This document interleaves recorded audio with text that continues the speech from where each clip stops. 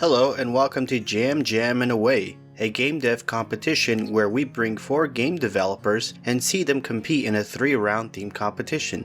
They will have to make a game surrounding the theme and be rated by our judges. I know what you're thinking, this seems exactly like Ready Set Jam by Vimlark, and it might be, but there is a catch. We will go over that in a second. But first, let's meet our competitors for the first ever Jam and Away. XanderWoods is a game dev, video creator, and teaches Construct 3 on his YouTube channel. His main game is called Orion's Throne. It's a top-down action RPG where you must escape a prison, full of dialogue and meaningful choices. He has been hard at work at this game for over a year now, and it's amazing what progress he's made for his game. XanderWoods also makes amazing tutorials, so if you're interested in Construct 3, I heavily suggest you go and check his channel out. Link is in the description. Next up is SpaceSpy. SpaceSpy is a 13-year-old game developer who works in Construct 3. He has released his indie game Luminance, a neon shooter with juicy elements. He posts devlogs on his YouTube channel and is highly addicted to game jams. I can't stop joining him, says SpaceSpy. I honestly can relate. SpoonSweet is a very talented pixel artist / game dev / video creator. He has a tutorial on checkpoints for Godot, and another one on how a limited color palette can foster creativity. Go check out his channel, I highly recommend it, and his Twitter as well. He has a lot of amazing pixel art and animations. And last of our participants is Ghostbit. Ghostbit likes to take walk in the parks and could really go for a crispy chicken parmesan right about now. Wait, hold on, this is the wrong script. Hold on, let me get the right one. Alright, and last of our participant is Ghostbit. Ghostbit has been with Godot for as early as 2021 and is in love with the engine. The engine he did use beforehand was Unity for over 2 years, and the engine before that one was GameMaker. Alright, we have now shown you all 4 participants, let's now explain the rules. So what makes Jam and Away different from what it was inspired by, Ready Set Jam? Well, for this jam, when a game developer gets eliminated, he will become a judge in the next round, and also he will get to pick the next round's theme as well. But for this first round, all 4 participants got a chance to pick the first round's theme.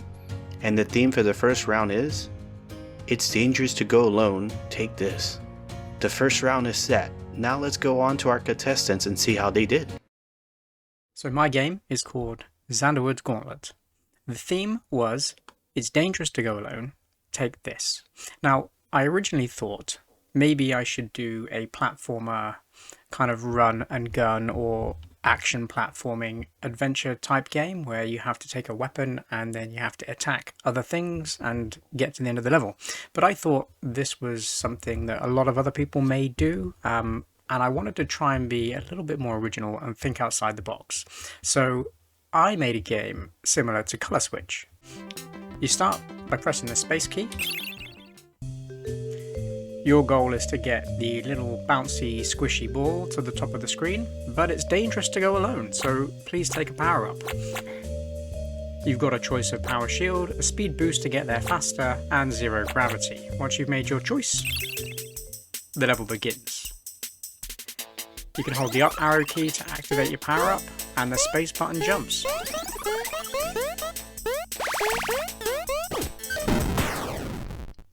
If you lose, it tells you how many gauntlets you've successfully completed in a row and what your personal best is. The goal is to get as many gauntlets as you can completed before you die, and that is your high score. It's a one-shot go, so if you die once, it's game over. And then the goal is to get as many as you can and just get a really good high score. There are 6 random levels that I've made, with just 3 different obstacles that you need to traverse. The obstacles are these rotating discs that if you hit the edges of, you die, and I've just made a very simple 2-frame animation on those. They just have the rotate behavior, and they just rotate around, and then the collision box is just the bits that are sticking out. The second obstacle is this rotating shape, which is kind of a U shape, and it just rotates in its animation. nice and steadily, and its collision box is literally just the boundaries of what you can see in the art. And then the final obstacle is this orb that just kind of floats left and right on a sine wave, and it rotates at the same time. And then this thing has a timer on it. It also has a second animation, which it goes to right before it shoots, which gives the player a visual cue that it's about to fire. I've set a timer on the shooter sprite so that every few seconds it spawns in a bullet, and then that bullet is fired in the direction of the player. If the player collides with any trap, and I put all the traps in their own family just to cut down on time and lines of code, so all the traps are in their own family. So if the player collides with any of the traps and the shield isn't visible, then we call the dying function. And the dying function just simply destroys the player and resets the game, calls the fade to black transition screen, and sets the layout to end, which then tells you your stats. When the layout starts, it randomly selects which layout to choose, so the levels are entirely randomized.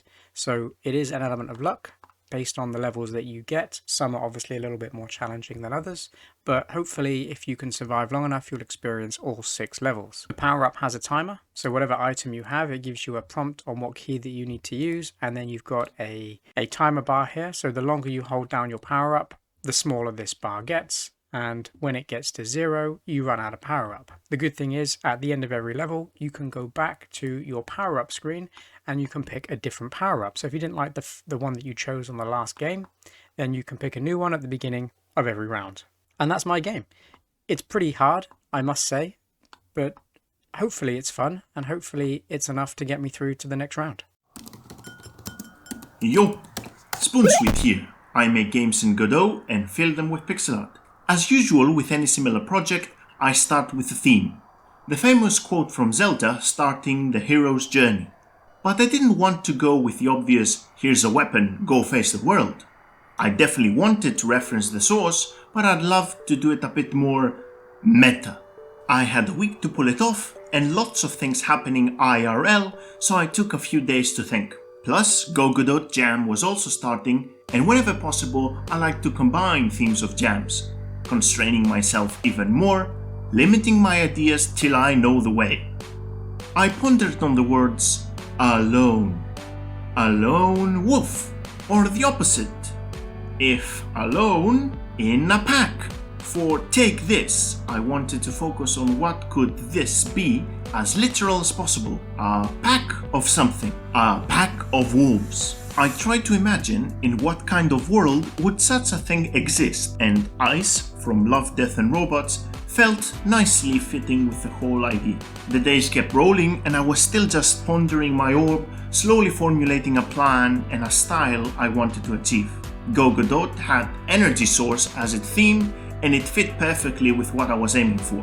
The pack of wolves would be a vessel containing creatures, so obviously Pokemon was an inspiration. A limited palette is always a favorite tool to use. Come watch my videos. So I used Sirens 01 that I was familiar with from a previous jam last year. On the design phase, I find it very important to set specific pillars, then try to explore around those what I can achieve on my specific skill level on the limited time that I have. Having my inspiration set, I decided to lean heavily on the parts that I love about these games. The most iconic is this pose for me. I spent some time placing pixel by pixel to get a sense of perspective and design choices the original artist might have made. I then tried to make my own character. I wanted him to fit the classic general teenage dude caught up in an adventure, while also allowing for something darker and brooding. It is a game about enslaved wolves in a cigarette pack after all. I implemented movement, tested gameplay, and it felt a bit slow. Also, Mrs. Sweet didn't like it, so I tried to have both a grid system for the crates and all-around free movement for the player. Drawing and animating the pack was great fun. I wanted it to stand out, but also to have some sort of interaction from the player, require him to do things, not just being a prop. I started with a simple box, then made it a bit rusty and old and dented. I have to say, I spent hours on this, but I absolutely loved it. Finding a name for the brand and the logo was also another amazing trip, and it sounds so nice. I spent a lot of time messing around with animation players and trees. An idea I explored was for the players to have to drag the wolves from the pack into the world to interact with locks, walls, enemies, and puzzles. But my knowledge was lacking and the time was running, so I scrapped that. I had some brick and crate designs from previous projects that I reskinned and eventually made a small tile set out of, and experimented with variations. Because I had the extra colors, and visual intrigue sparks curiosity, drawing the eye of the player, Game Design 101, the concept for heat and ice came naturally after choosing to have the spirit wolves red in a bleak, bluish world. Energy source points. I coded the bricks changing from cold to hot using groups, and each brick could heat up the rest. On this game jam, I finally used Dialogic, an insanely powerful tool made by Emilio. Hero portraits were next, and finally the chance to introduce the old man who would say the line and offer this to the player.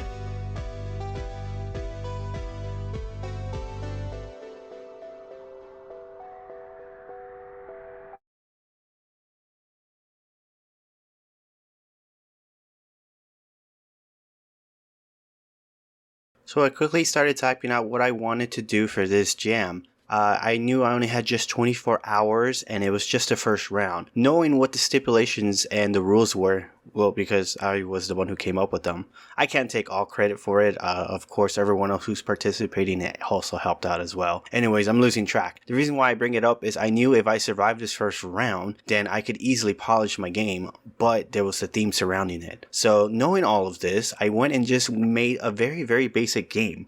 The thing that was most stressful for me about all this was I was making the same game for the Go-Go-Do Jam. Knowing this, I decided to take a very risky move.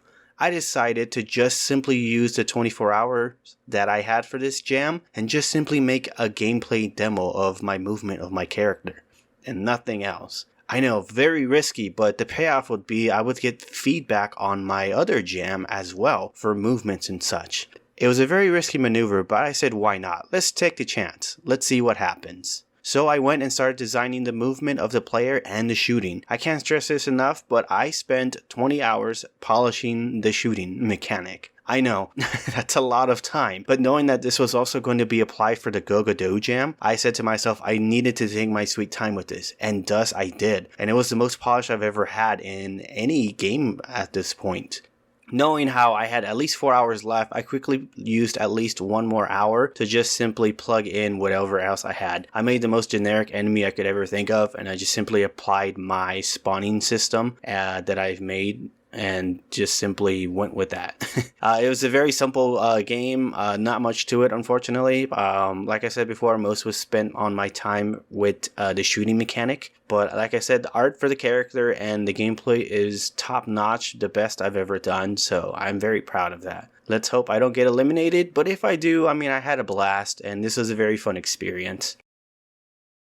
Hello, I'm SpaceSpy and I got invited to a small event called Jam Jam Away, a knockout competition where 4 devs make a game and 1 dev leaves after each round. When a new round starts, each developer updates their game with more content and following a new theme. This is how round 1 went for me.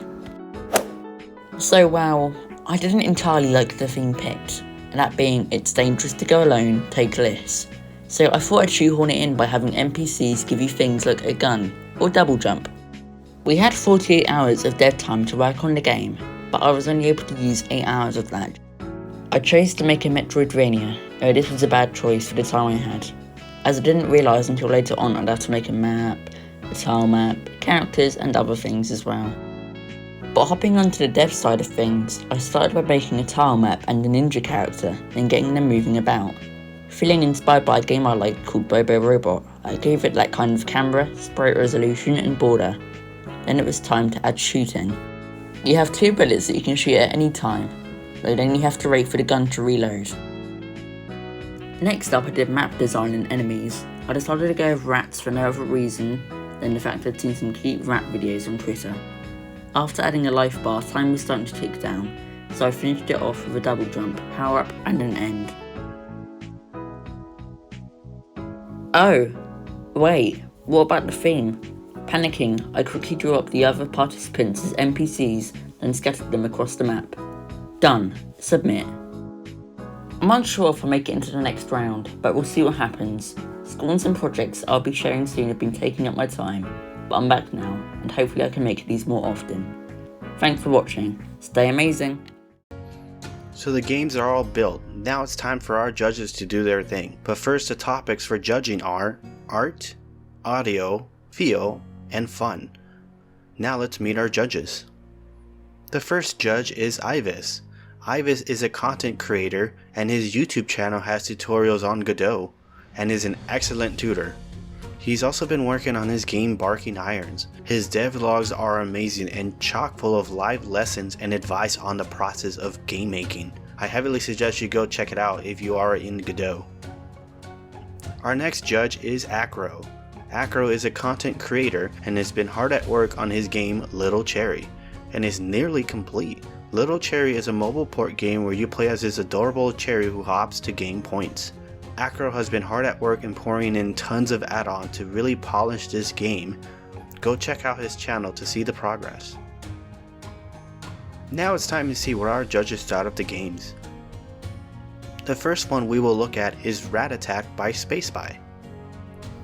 For our judges, Ivis has said, "It's a nice little shooter with quite graphics and an interesting mechanic of limited ammo. The issue he did find was the mice would sometimes disappear." For Acro, he said, "This is probably my favorite game for this round. No offense to anyone, your game was amazing as well. The level design is actually really smart. Love how you were able to make a mini Metroidvania that seemed like a vertical slice of a much bigger game. Dig the graphics and love how lively they are, despite the sprites being very small. My biggest complaint for the enemies are they're too small to shoot. You have to be pixel perfect in order to hit them with your projectiles." The second game we will look at is XanderWoods Gauntlet. For our judges, Ivis said, "Got me hooked very quickly. It was interesting to learn the game mechanics. The speed bonus feels pointless though, and the shield felt like the most useful. Personal best, 4. Acro said, "The difficulty of this game is not that bad when you get to understand the objective. However, it was a struggle for the first few minutes because it wasn't clearly understood that Gauntlet means that you need to pass a set of numbers, if obstacles instead of 1.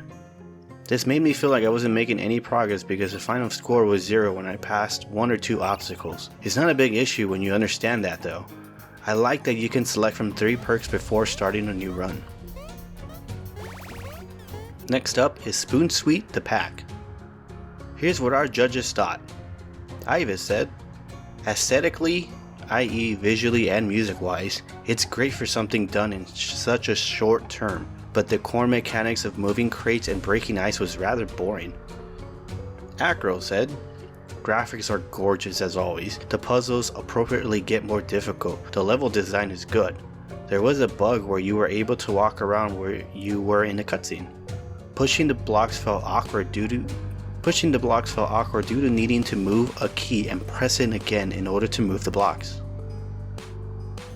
And the last one is Target Practice by Ghostbit.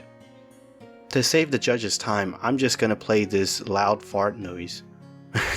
I'm just kidding, I can't be critical of my own game here. So let's see what the judges actually thought. Okay, Ivis said, "This was a nice wave shooter with a good touch of game feel, but lacks progression of goal, so it feels pointless to play." Acro said, "It's a real shame you were only able to do 3 waves, but the game was honestly fun. If the waves were infinite and would increase the number of enemies over time, I would love this game so much more. The sprites you made are amazing and probably my favorite looking games that you've made." Okay, the rating period is done and we will announce whose game was the best for the first round and who was the worst. Remember, the game who's in last will get eliminated and join our judges for the next round, and will decide the next round's theme. Now the game devs whose game was the best in the first round is... It's a tie between XanderWoods and SpaceSpy. Good job both XanderWoods and SpaceSpy. And now the person who's been eliminated is... We will find out on the next episode. Stay tuned on Dragon Ball. Hold on, once again, wrong script. Stay tuned. Thank you guys for watching. Make sure you subscribe for all 4 game devs. This has been a blast to record and make. I will see you on the next round.